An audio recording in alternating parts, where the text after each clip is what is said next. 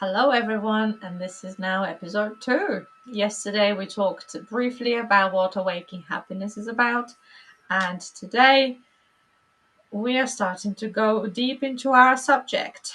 And what better way to start our subject but with interviewing Chris and asking him how did it come to happen to you, Chris, to say to yourself, this is not what I want. This is not the life I want to have.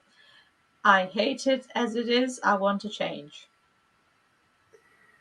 Well, it kind of happened when I got to about 30, I guess, a few years back now. And um, I had a very, very good job in the computer industry, selling software.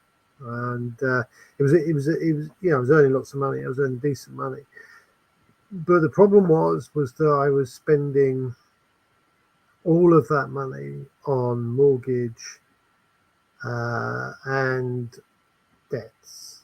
And essentially, at the end of the analysis, I had about 20 quid left over. With all the money that you were earning, all of it was Learning, going it out. was all going out. And, family, house, uh, everything was, look, on the surface, it looked amazing, quite young and 2 kids, blah, blah, blah.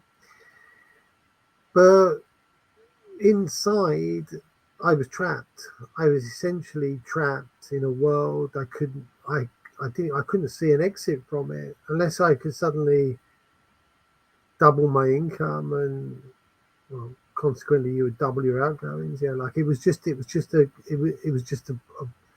was on the wrong path. I felt like I was trapped. I was in a box, and I couldn't see how I could get out inside that. There was no way out really.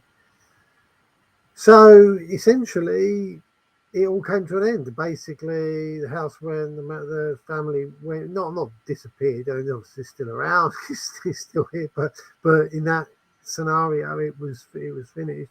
Moved back in with my parents, and you could look at it and you could go, "Wow, what a complete mega failure! 10 years of Hard working, work, of paying hard your work, mortgage. and zero to show for it."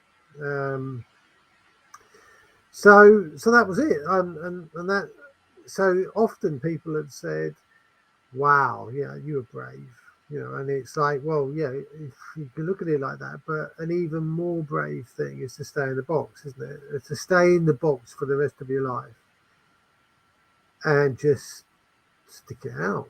And okay, things would have changed. Obviously, things would have changed. No, you have no idea what would that path would have gone to.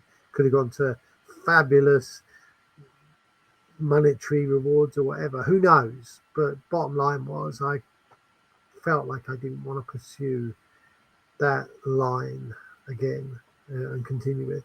So I said when I was at school, like I looked around and I saw the people running their own businesses have got bigger houses, bigger cars, and I thought, actually, if that's a choice, I think I'll go for the running your own business. And so I kind of vowed to myself I would spend the first part of my working life learning how to run a business. And essentially, when I got to 30 odd, like low 30s, I was running my own business. And that's kind of where it all started, really. Because when you start running your own business, you start doing the self development. You basically have to, because every day brings a new set of things which you have to learn how to deal with. You've got to deal with it. And I went through kind of years of pain, because when you start a new business, it's not successful on day one. Very rarely is it successful on day one. Normally, the first thing you try doesn't work. Then you might try something else, and you might try something else, and you go through this iteration process. And constantly, you're going to yourself, "I'm a failure. I'm a failure. This isn't working. I'm Mm. I'm not earning any money. What's the matter with me? I know Why this very, very well. why is it easy for other people? Why is it so difficult for me? And there wasn't any social media there, so it was worse now when everybody's saying, "Look at me, look at me, look at me, look at Mm. me, look at this wonderful thing," and you're going there and you're looking at your back room and you're going, "Well, how come I haven't got any of this? I'm working just as hard as these people." Right, so probably a lot of people can identify with this, yeah. Um, and there was a period there from 2004 to 2006 where I survived on £10 a week for food. And you could say to yourself, "Wow, that's not very much." Well, it wasn't very much, but guess what? I learned how to cook. There's always a silver lining. There's always something you can take away, and you learn this when you're running your own thing. You learn how to maximize every situation to your benefit. If it's not great, you're learning. If it is great, you're enjoying yourself. There's always, you have to take each situation as it comes. And the good news was I was my own boss. The big problem with that was I was the boss of my own business, of me. So it was actually no better than having a job, except I worked twice as hard as everybody else.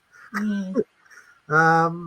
And during that period, you have to make really massive mental shifts, massive, massive mental shifts. And you can't understand how difficult that is because no one's helping. Everyone's saying, "Oh, why don't you go and get back? Go get it. Go Go and get get a job. I'm having this Yeah, you're now. you're you're good at computers. You could be earning 100,000 a year. Just go get a job back in computers. Forget all this nonsense. Forget all this."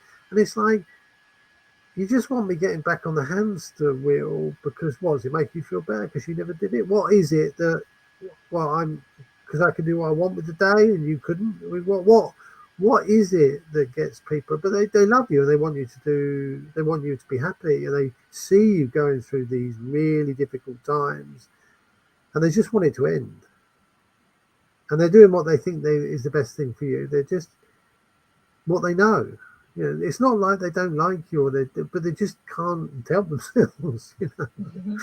Um, but what? At the end of the day, it was my life. And I got it back, albeit it was a very, very subset of what I was used to.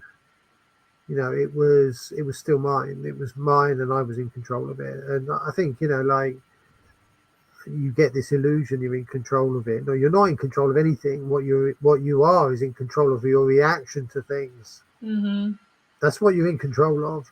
But it wasn't fueled by debt, and I didn't have to do anything I didn't want to do. So this is kind of where it started. The thinking started about this. And like today, life's really much, much simpler. Like I'm doing what I love. I only do what I love. If I don't like doing it, I don't do it. It's as simple as that. It's no one telling me, "Oh, you got to do this, got to do that." I haven't got to do anything, have I? I can't do This anything. is this is a good one to remind ourselves that there shouldn't be any shoulds, and nobody should be shooting you or shouldn't it you. No, it should be taken out of the Should alphabet. we should do this? No, this is an intrusive invasion into someone else's space. We can't be using that word. Well, Maybe what? we could use it with kids, young little kids, to uh, teach them a few basic things like hygiene and stuff. But I'm starting to reevaluate the way I treated my kids when they were growing up. I don't think I did a good job.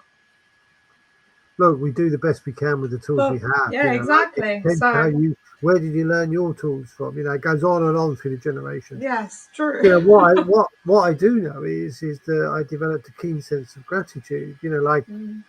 it's not to seek great things. It's to seek greatness in everything, and that's really what gratitude is. It's to basically enjoy what you have because we are in this Western world, okay, it might change over the next 10, 20 years, but at the moment, we are in the top 1% of the population in the world with nothing much. We're still in the top. We've got running water, sanitation, like these things are a given. It's like, well, they're nothing. A toilet, everyone's got a toilet. Yeah, but not everyone's got a toilet. Huge swathes of the human population don't have a toilet. Mm. They certainly don't have running water, clean, potable drinking water at the turn of a tap. They don't have it, and yet we've lost sight of these things, and we should reconnect with them, because maybe where we're going we won't have these things. Who knows? But what I've learned is that happiness isn't really a destination. Everything, and these are just recent understandings. Everything is a result of cause and effect, which creates events. And happy for me is being able to deal with every situation that I encounter, because I'm confident that I can deal with it. And being able to be in that mindset means you're happy, because there's nothing that comes your way that can unseat you, can turn you into a quivering lump of jelly. Like, what I'm saying is, this is not something that's happened in 5 years. It's taken 30 years. People say, how can you be so positive about things? Well, that's because it's a muscle that I've been flexing for 45 years. 45 years of people saying something to me, and I say, yeah, but you can turn that around, can't you? You can say this, this, and this, and it's like, how do you do that? Well, practice. Mm-hmm. It's just practice, Mm. and it's a journey. And so, really, that have I got much today? What do you mean by that? I've got everything: place to sleep, enough food, good people around me. Uh, I can do what I want. What more do you need? Really, what more do you need? And that is where I think happiness resides. It's in the ability to do those things and have that flexibility. No one's ringing me at 6 in the morning saying, you've got to do this, you've got to do that. No one does that. I get up at 5 o'clock quite often, but that's because I want to get up at 5 o'clock. And I've gone to bed at 10 because I want to get up at 5. And then it's 7 hours. I need 7 hours, and that's it. Like, if I don't want to get up till 10, I don't get up till 10, but that's very rare for me because I don't like laying about. But and this has happened over years. And I think this really, if anybody can take anything from this interview, it's like, it's not a race.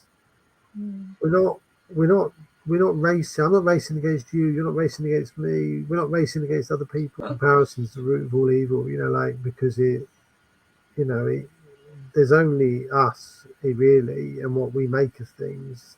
Comparing ourselves is there's no happiness in comparison, Mm. just misery. And on that note, thank you, Chris, and thank you guys for watching. Yeah. Till next time, bye. Bye.